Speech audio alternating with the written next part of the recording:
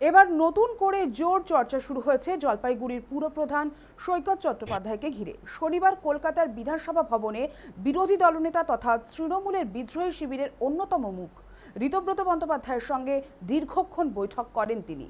এই বিষয়ে আরো বিস্তারিত জানবো, ফোন লাইনে রয়েছেন আমাদের প্রতিনিধি সানি রায়। সানি, এই মুহূর্তে দাঁড়িয়ে অত্যন্ত গুরুত্বপূর্ণ খবর, জলপাইগুড়ির পুরপ্রধান সৈকত চট্টোপাধ্যায় বিরোধী শিবিরে ঋতব্রত বন্দ্যোপাধ্যায়ের সঙ্গে বৈঠকে। তাহলে কি তিনি এবার বিজেপিতে যোগদান করছেন? এই সম্ভাবনা কি রয়েছে? কি মনে করছো?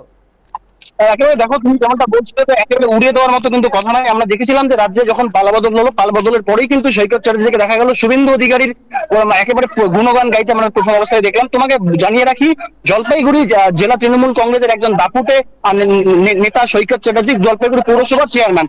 তিনি ভোটে জেতার পরে অর্থাৎ বিজেপি ক্ষমতা আসার পরেই কিন্তু তার একেবারে একাধিক রাজনৈতিক যে আচরণ, সেই আচরণ কিন্তু কার্যত এটা বলে দিচ্ছিল যে তিনি বিজেপিতে যোগদান করতে পারেন। তারপরে এই তৃণমূল কংগ্রেসের যে অন্য গোষ্ঠী অর্থাৎ ঋতব্রতর গোষ্ঠী, তার সঙ্গে কিন্তু তিনি কলকাতায় সাক্ষাৎ করে এবং শুধু এখানেই শেষ নয়, অগ্নিমিত্রা পল যখন জলপাইগুড়িতে আসেন তিনি কিন্তু অগ্নিমিত্রা পলের সঙ্গেও কিন্তু প্রায় 1 ঘন্টার মতো তিনি কিন্তু পার্সোনালি সেখানে বৈঠক করেন এবং এসে তিনি এই রাজ্য সরকারের নতুন সরকারের যে সমস্ত কর্মসূচি, প্রায় 2 মাসের যে কর্মসূচি, এই কর্মসূচি নিয়ে তিনি কিন্তু একাধিক গুণগান গান। এর পাশাপাশি তোমাকে জানাবো, নতুন সরকারের নির্দেশিকা মেনেই কিন্তু ইতিমধ্যে তার নির্দেশনায় কিন্তু 31টি অবৈধ যে জায়গা, যারা সরকারি জায়গা দখল করেছিল তা কিন্তু ইতিমধ্যেই বুলডোজার দিয়ে ভেঙে দেওয়ার কিন্তু একটা নির্দেশ দিয়েছেন।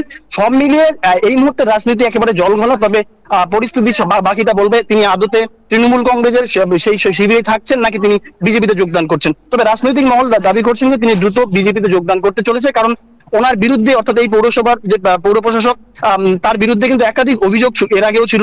অমৃত প্রকল্প থেকে শুরু করে একাধিক দুর্নীতির সঙ্গে তার নাম কিন্তু জড়িয়ে এসেছিল। সেক্ষেত্রে বিজেপিতে গিয়ে তিনি কিন্তু নিজেকে বাঁচিয়ে নেওয়ার একটা চেষ্টা চালাচ্ছেন বলেও বিরোধীরা দাবি করছেন। ধন্যবাদ সানি আমাদের সঙ্গে থাকার জন্য। এই বৈঠকের পর থেকেই তীব্র জল্পনা তৈরি হয়েছে রাজ্য রাজনীতিতে। রাজনৈতিক মহলের একাংশের মতে বিদ্রোহী শিবিরে পা বাড়াতে এই বৈঠক। যদিও বৈঠকের বিষয়বস্তু নিয়ে প্রকাশ্যে মুখ খোলেননি সৈকত চট্টোপাধ্যায়। মনে করা হচ্ছে খুব শীঘ্রই সৈকত চট্টোপাধ্যায় তৃণমূলের বিদ্রোহী শিবিরে যোগ দিতে পারেন। আমি বহুদিন ধরে চিনি। সৈকত এসেছিল নির্দিষ্টভাবে, এমনি আসেনি, মানে কলকাতা বেড়াতে আসেনি, আমাদের সঙ্গে দেখা করতে গেছে। এখন অপেক্ষা করছি কখন আবার বলবে সৈকত বেইমান।